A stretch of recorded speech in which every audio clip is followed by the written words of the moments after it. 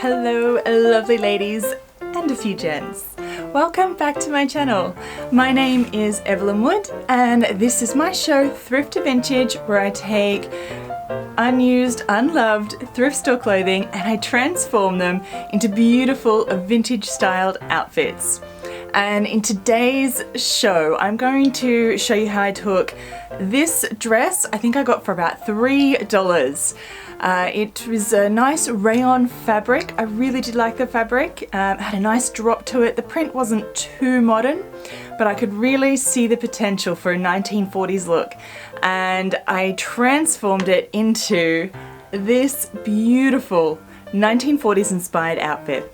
This refashion ended up being always longer than expected, but pretty much everything besides the collar is definitely beginner level for anyone just starting. The collar though, I would say from intermediate to advanced for that particular refashion. And now if you are interested in finding out how I did this one, keep on watching and let me start with the plan where it all started.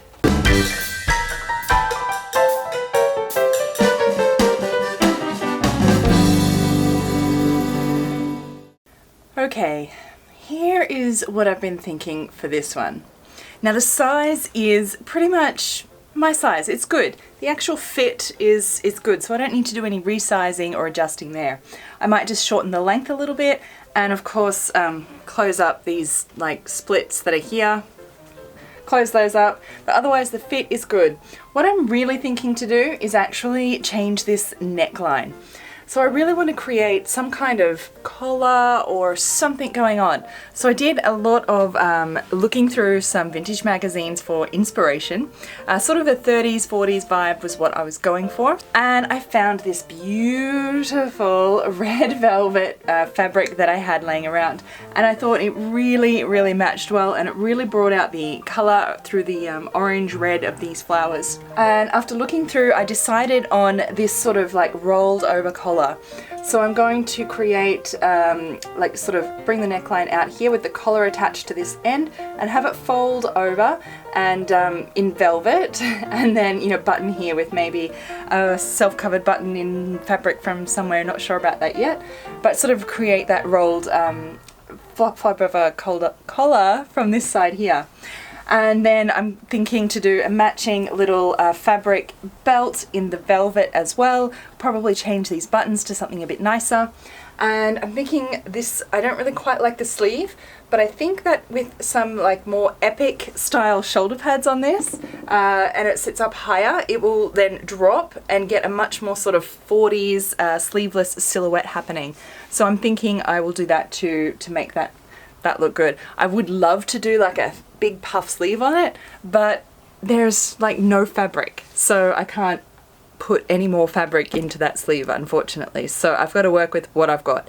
So that's the plan. Now let's get started on this collar first of all. So I'm going to start by using some calico and actually just drawing in the collar design that I want.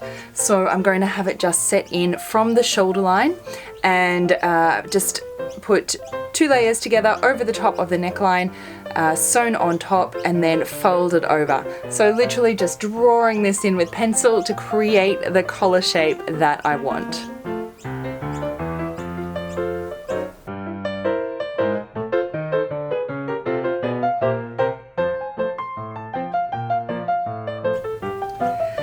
So I'm going to play around with this quite a lot to get the shape that I want, so this is going to take a little while.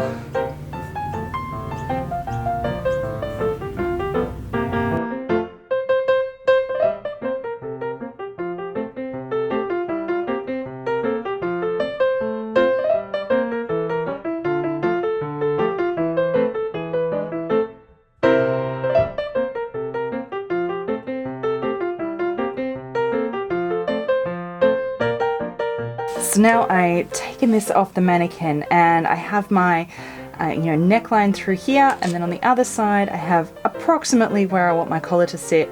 So I'm just going to neaten this up and create nicer lines, adding seam allowances and just making this smooth, and then cut it out and put it on for another try.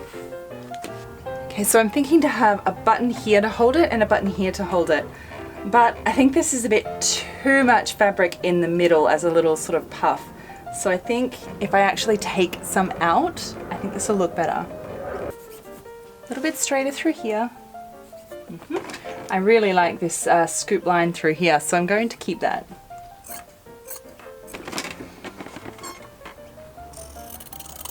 I was trying to drop a pin. Oops. Alright, I quite like this shape. So this would be the finished edge of the collar. Taking a little bit of fullness through there. Now I will make it quite stiff so it actually really holds its shape and it will sort of puff out through here. I like it. I'm going to go ahead and now make my actual collar pattern from this.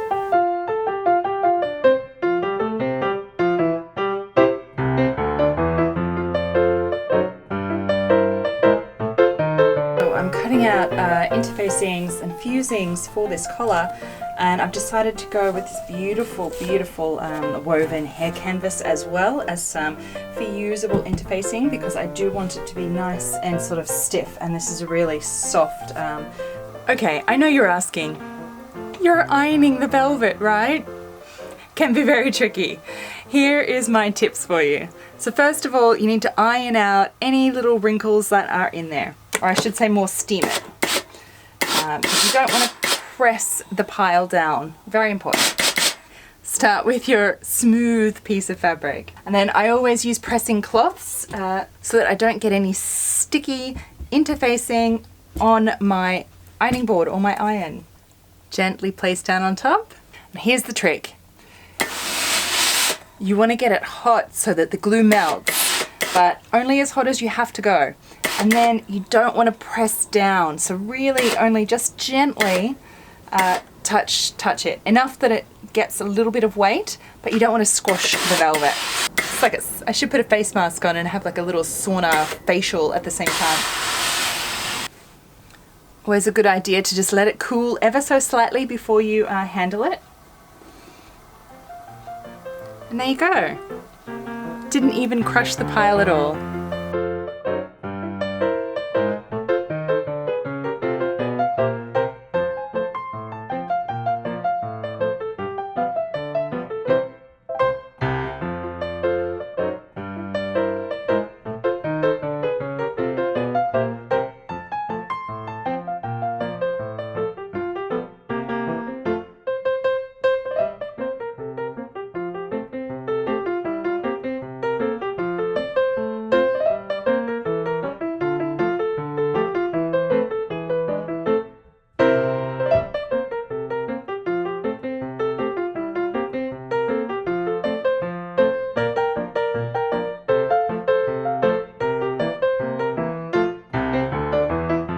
So this is critical moment of truth.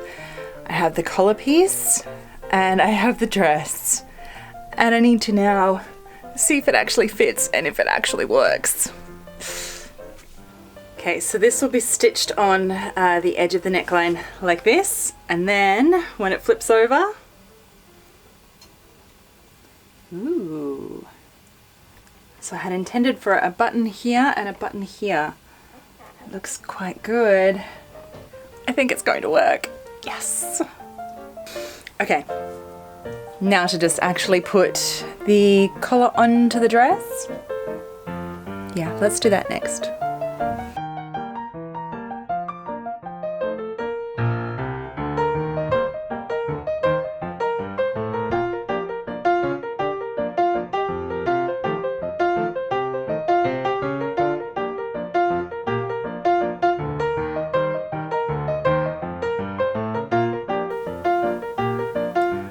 Well, it turns out, even after all of those buckles, all of them, I didn't like any of them. A covered buckle would be perfection, but I don't have time to make one tonight, obviously.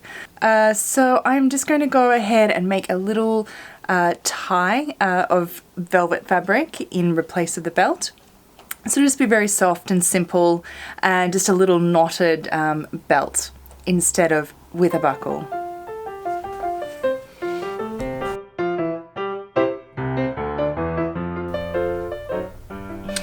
please. That's better. So I'm always a little bit lazy and try things on over the top of my clothes all the time. But anyway, I'm just trying this on. The collar's looking pretty good. So I'm just going to sort of pin this in place where I'd like the actual buttons to sit and get that right. And I've got my linebacker shoulder pads here. And I might just also, I'm going to take out these ties and I'm going to take a little bit off this length and do up those splits.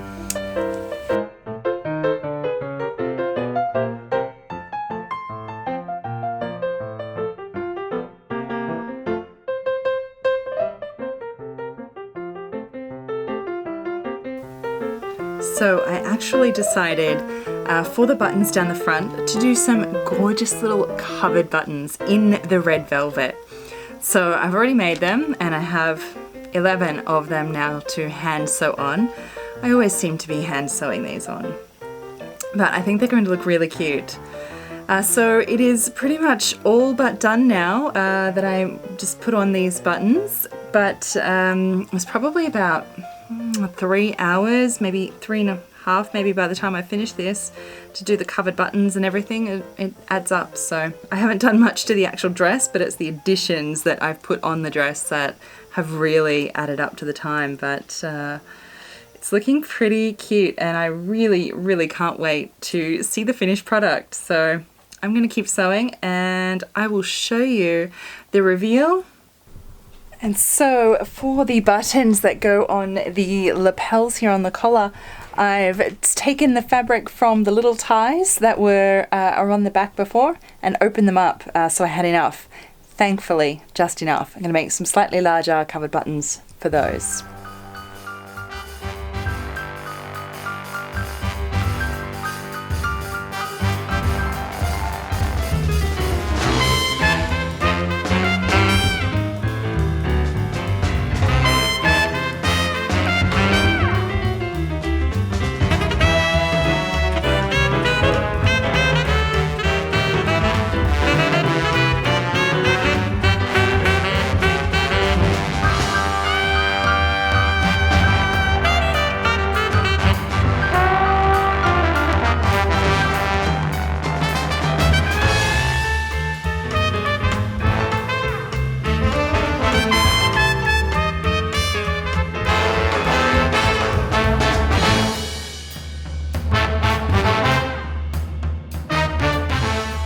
Well, it turned out pretty fantastic, right? I am really happy with this one. The collar took a little bit of playing around and getting the right amount of sort of stiffness in it to actually make it hold its shape the way I wanted, but it turned out perfect. Doing the testing really did pay off because I think it sits beautifully.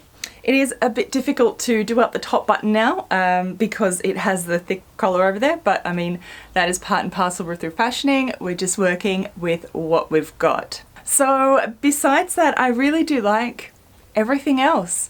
Maybe just the sleeves. The only thing I think I might change is I might actually turn these up a little bit and just do a hand sew edge just to make it look a little bit more vintage, authentic as well, just to try and finish that off. That's probably the only thing that I think that I might change. So if you enjoyed this refashion, I can ask for you to do me a little favor and share this video. If you think you've got friends that might enjoy watching this as well, share it with them. I would be so grateful. And please remember to give me a thumbs up and subscribe. If you're into vintage style and learning to sew, then that is what I do. So be sure to hit the subscribe button below and then you'll see all of my future videos. Now this series I will continue, so keep your eye out for more thrift to vintage videos coming very soon. And thank you so much for watching my refashioning. I hope that it's given you a little inspiration to, pull something out of your own closet, or maybe something you find at the thrift store, and give it some new life and some new ideas on how you might be able to style and actually refashion your own thrift store clothing without having to buy anything new or even true vintage. So thank you very much for watching, and until next time, bye. I don't mind hand sewing a hem. Hand sewing buttons, I really don't enjoy.